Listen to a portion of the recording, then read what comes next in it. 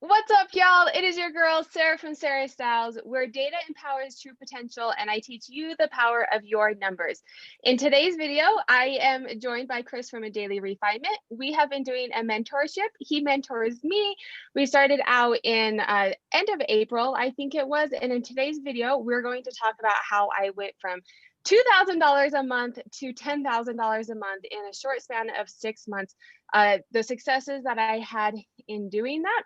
And then, of course, I will show you my numbers as well. So welcome, Chris from Daily Refinement. How are you, Chris? Doing awesome. I'm glad that we're doing this series because we can go over 3 things that helped you, that you think helped you get to that stage. And I can go over 3 things that I helped you get to your stage. And we're going to cross-pollinate the channel. So the other 3 will be on my channel. Hopefully I can drive some people your way as well. And we always like to see what best practices we can share with our audiences. So we started with what you think went super well the last 6 months. Yes, I am so excited to. So if you're new to the channel, me and Chris have been working for a month. It started out weekly and then we kind of went to monthly.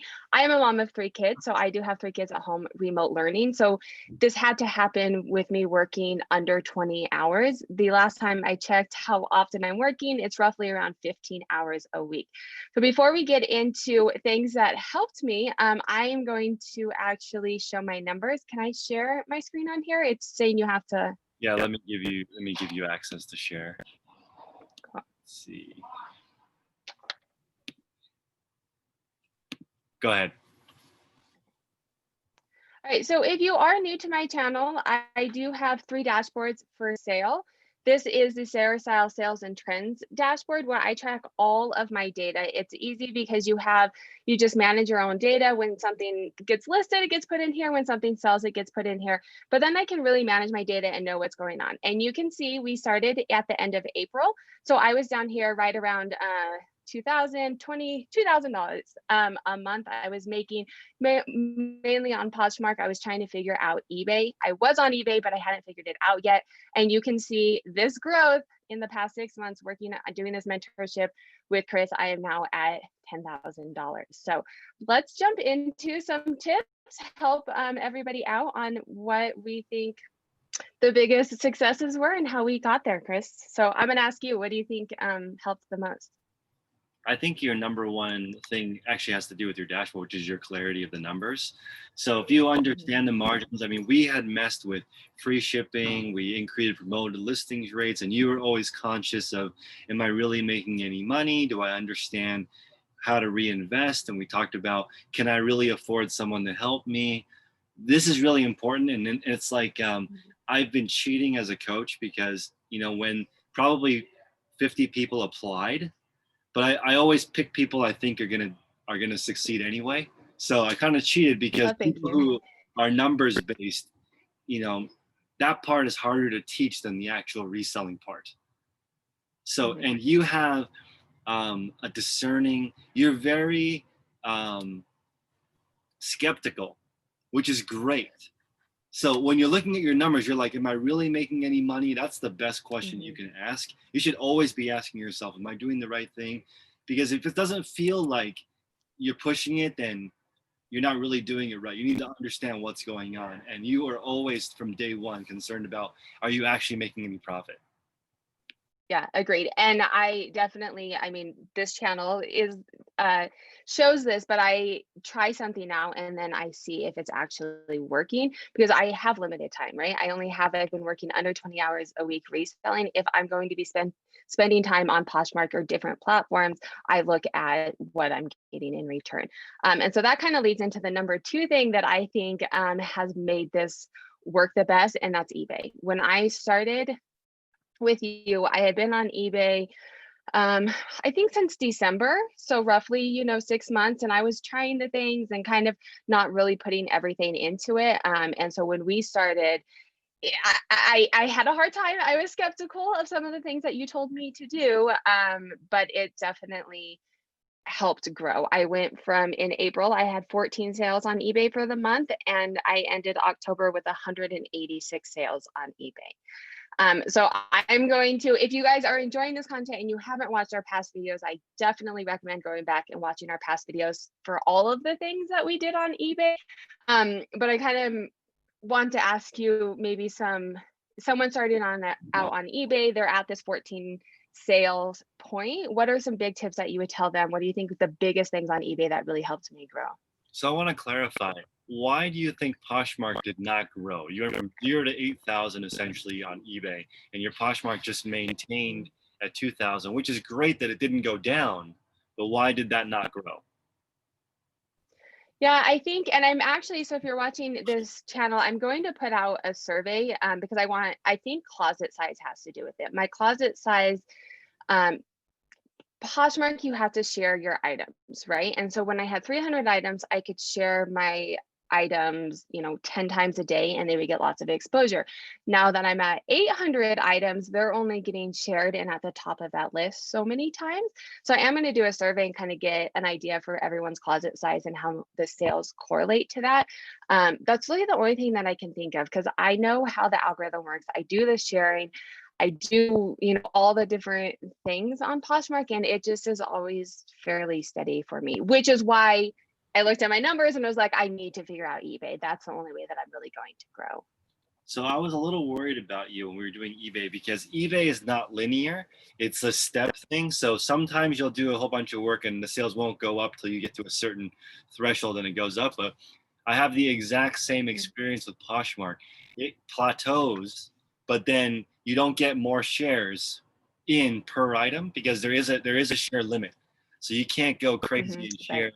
And when I was at Poshmark asking like this, my closet has thousands and thousands of items in it. I can't even share it one time. So it doesn't work. I'm not getting that ranking. I have to purely rely on organic search, which is limited on Posh to a degree. So that's cool. I'm glad that you stuck with it because eBay is like in the beginning, eBay doesn't trust you either because they don't know you. You have to build up that traffic. There was lots of conversations with me and my husband in the beginning of me and you meeting that I was like, I don't want to do this. But I'm going to trust Chris because he knows what he's talking about. And it was, the first month that we really got into it in May, I did a lot of losing profit stuff. Like I knew it could sell on Posh for this amount. And I basically gave it away for a month to get eBay on my side. And it was really hard to do that month. It was terrible. Like spending the time shipping out packages that I was making 50 when I normally was used to making $35 on. I think to me, that's kind of the biggest thing that tipped the bucket, got me all the feedback, got eBay to see that sales were coming in and I was worthy, right, of being seen in their algorithm. And then numbers as well. The numbers on eBay is absolutely fantastic. So I can go in and look and try a sale and see how that did and try promoted listings and actually get the data to see what works. That is so true. Yeah. Whenever you're trying to tier up in eBay, you can do a strategy where you sell things that almost break even because for a while, like 75% of your sales were promoted listings. You just weren't getting the traffic organically. And it was painful because your eBay bill was huge for a minute. And then later, eBay trusted you, got you more traffic. Now, do you feel like your prices have gone up a little bit since those first few rocky months on eBay? Yeah. So my eBay and Poshmark average sale price is about the same now. So I took a hit for the first couple of months and it was really scary and hard. But I trusted the process.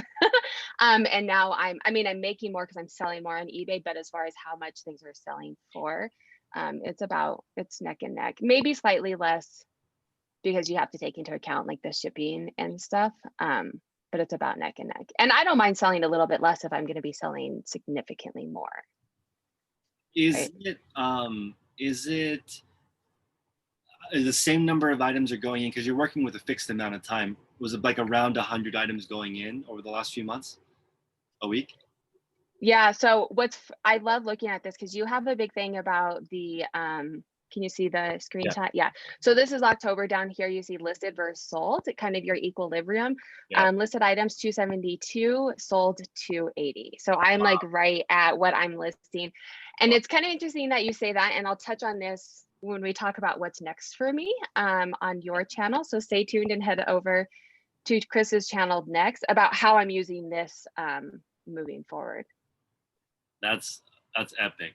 I call that reseller nirvana, when you're at the equilibrium of items selling and listing. So you have that consistent process.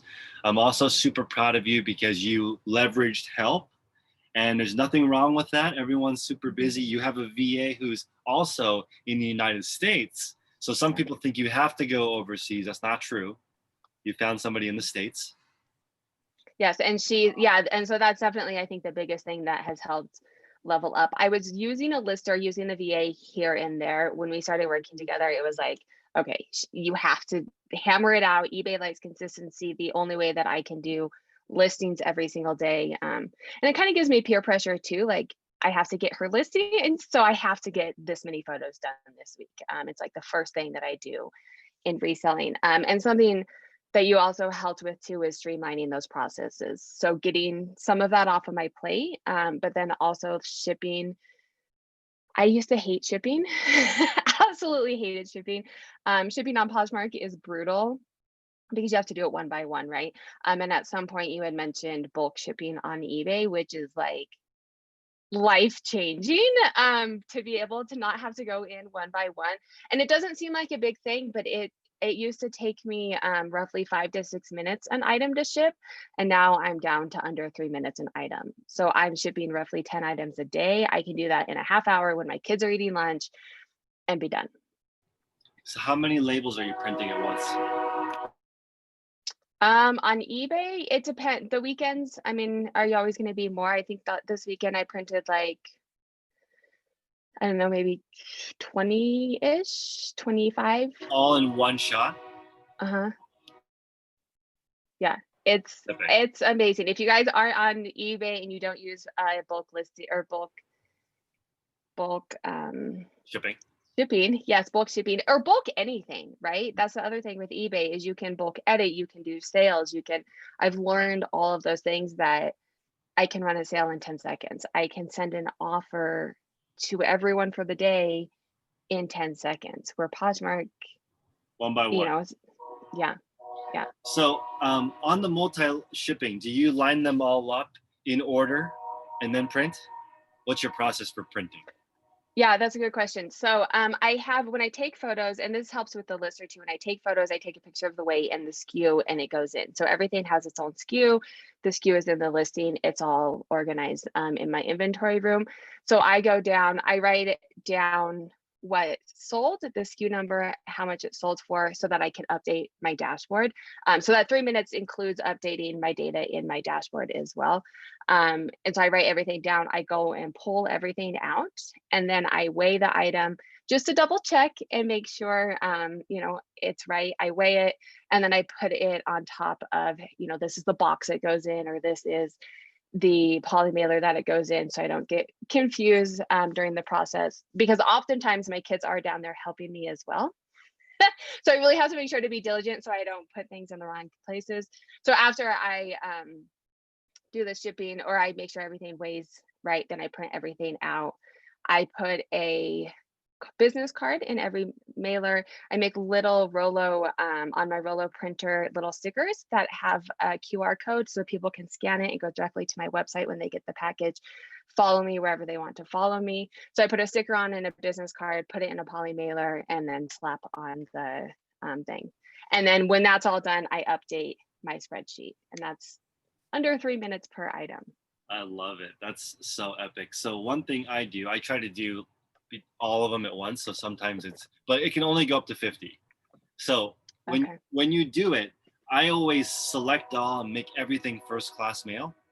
And I'll go through and weigh all the first class items to double check again. I put the thank you note in there with the QR code too. I love that process. And then after that, the first class is done, then I go through and do all flat rate envelopes. I go up in price and do all of them at once. I print all in order, and I print the custom, sorry about the train. I print the custom SKU on the label so I can double check. That's on the poly mailer. So the poly mailer label and the label have the same number to match up. And then do you have a postal pickup, or do you drop off? Yeah, so I do postal pickup, and I think your process is probably like one level above mine because you're doing so many more. I think if I get past this 10 items, I did notice as I started to sell more items, I don't have a lot of, the wrong items being sent, but I had more than I had before, maybe one a month where before it was like none. So I think if I was increasing, I would need to like do more management on making sure. I just now look at, so everything has a SKU on it. I look at the SKU compared to eBay one more time before I ship it out. That wasn't your question though. What was your But question? this is on point because I still double Yeah. check, because even though they're all in order, I still look at the printout sheet and check if this is the right thing. And I actually, before I put it in the poly mailer, I make sure the picture is right, go down all of them. And I've sent out wrong packages sometimes, but I think people are afraid of sending out the wrong package. But my shipping time is under 1 minute a package, so it's fast. Wow. So that Yeah, you're faster than me. and another pro tip is, but I don't do the accounting at the same time. I actually Oh, pick yes, right. So that does take I time. pick using my phone. So I go to eBay desktop on my phone and I walk through here and I pick from my phone into an IKEA bag and then Mm, take it over to the thing, line them all up, go through the whole thing, print it all, and then take it up to the front of the building and they come pick it up. So, yeah, that makes sense. And that was your question. Yes, I do have postal pickup. oh, the pickup. I have, yeah, I have, which saves so much time, especially with the kids. And we're in a pandemic. I won't take them to the post office. And, but I've noticed Mondays, sometimes they forget. Or I like I think that's my regular guy's day off. And so the new people don't always do it. So Mondays I have been dropping them off because if they forget a different day and it's one or two, even 10 items that have late shipping, fine, but over the weekend. So I have been actually been going on Monday mornings, which I don't love, but I love all it. right. So I think that oh, go ahead. Before we wrap up, I want to talk about your VA here. Oh, yep. How did you find them? How did you train them? How did you trust them? Do they have multi-user login? I have so many questions for you. Oh yeah, let's do it. So I actually have been extremely lucky. And I wish I've told her so many times that she needs to start a company because I get so many people asking me if they can use her, and she's just one person. We were connecting. We actually connected over my dashboard. She purchased my dashboard because she is a reseller. She purchased my dashboard. I love numbers. And then we just kind of built a friendship. And she at one point was like, I hate shopping. I only like listing. And I was like, cool, I hate listing. Like, do you do this? And she was like, yeah, like I do it for other people. I just list. And I was like, all right, let's like, how do I sign up for this? Get me involved. So she's another reseller, but she doesn't love the shopping part of it. So she actually works for other clients. She'll do consignment here and there sometimes, but she works full time as a teacher. So she does listings as a side gig. But she's been a reseller for, I don't know, on eBay for like 13 years. So she actually does the listing. I don't know how to do eBay listings. Like if something happened, I would not be able to do a listing on eBay near to the extent that she did. And so there wasn't a lot of training involved because she had already done this. She knows eBay better than I do. She also knows Poshmark. So she was like, send me your pictures. Here's some drafts. Let's do it. I love that so much, and it takes time. Let's say you don't win the lottery like Sarah and find an amazing person right off the bat. Yeah. You can train someone to be better at it than you. I've noticed that too. Like I have over 100 listings going up every day, and there's no way I could do that by myself. And they didn't know how to do it in the beginning. In the beginning, you train people, you find people with similar experience, you do a set of 5, then a set of 10, and slowly grow. And then over time, you build up that trust. Do they log directly in, or do you have multi-user access? A little bit of both. So she prefers doing the multi-user access because she's heard through the grapevines that if she logs in directly to my account and my account got compromised, they would shut her account down as well. And because she works for other people, she doesn't want to deal with that. But since managed payments has happened, there's been a couple weeks where there's been issues with the multi-user or the employee access. So she has logged directly in because I've used her. So I really stepped up when we started working together and used her consistently, but I had used her off and on before. So I've known her for over a year. I haven't met her, but I feel like virtually we know each other pretty well before she started working for me. So I don't have an issue with her logging in. And then she has my login for Poshmark as well. I love it. So I am a little bit worried about this. So I'm going to eventually switch over to only MUA, multi-user access. But it's going to take some time because right now I trust them, but at a certain point, your business does a lot of money and you really need to have it be more secure. So everyone that's listening right now, when you get to the point, like Sarah, we're going to talk about on my channel, how going to the next level.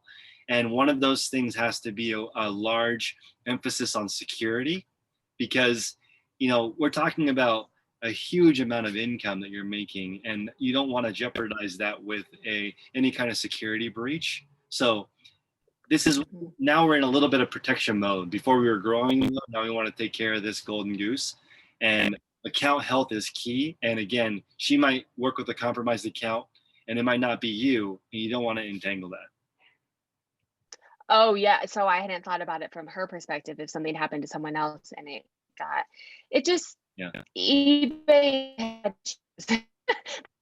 she's fine with it, but then there will be a week when eBay has issues and she can't log on, and then you call eBay and they're like, we don't know what you're talking about. And so either it's I don't get listings for the week or she logs into my account. But I think that's valid. And my husband, I mean, he's in finance and he's like, you let people log into your account. Like, yeah, like, but I think it's valid. I think you definitely need to be cautious and worry about it. Yeah, we'll move that direction. And it's also, before we go, I want everyone to recognize how difficult this is. Like, this is what Sarah would text me and be like, is it down for you too? And I'd be like, it's down. And then like an hour later, not only would it be down, my internet would go down or somebody's computer would break. It's not like a super smooth road making this work. So everyone just be patient because it's going to be super ugly as you try to put it together. But that's just what it looks like. It's just messy. Yes. Yeah. And that's a valid point. I was lucky with a VA, but I had tried, I've actually tried 2 or 3 other VAs because if she gets sick, I'm screwed. That's right. So I'm like, I need a backup VA. That's still on my list. And it takes a lot of time to get them up and running. And so I've kind of just not found another one because I'm like, I don't have time for this. So I think that is a valid point too. It's brutal in the beginning, in any growing pains, right? Like I had the growing pains on eBay, getting employees or outsourcing. Anytime you learn something new and figure out a new process, it's brutal in the beginning, and then you'll see the good outcomes, right? Yeah. No, so on that note, unless you have anything to add on that note, yeah, we are going to head on over to Chris's channel after this and kind of talk about my next steps, where I'm going from here, and stuff. So thank you guys so much for joining. If you do like this kind of content, make sure to hit that subscribe button. Chris's information will be down below as well, but it's Chris from A Daily Refinement. Absolutely amazing. And he does offer services for his mentoring as well on his channel. And I'm sure he can, or why don't you go over them right now, what kind of things that you do offer? Sure. I do some one-on-one consulting where we go over exactly what your goals are. And my main focus is a group that I made. So I have a mastermind group that meets Monday through Friday in the morning. We talk about building our schedules. Everyone has kids, people have full-time jobs, but everyone is doing the same thing. They're trying to get the most out of their day.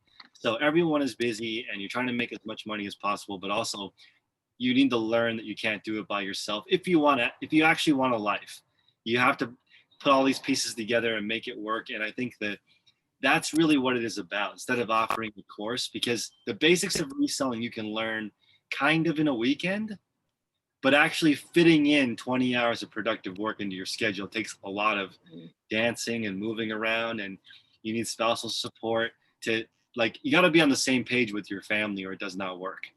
There's a lot of stuff to do. Yeah, and that's why I like was so honored that Chris picked to work with me, but something that really stood out to me is that the understanding of like it's not linear, and how do you take small goals and turn them into big goals and do it slowly. You know, in the beginning, Chris was like, slow down, Sarah, like we don't have to get there tomorrow. And making small, you know, daily refinement, making small changes daily, whether it's, you know, Chris's small changes that are like very intimidating, or, you know, just my little small changes to bulk shipping. Chris's channel is amazing, and all of his information is awesome. So head on over to Chris's channel. We will be chatting about my next steps there. All right, guys, take care. Thank you for having me.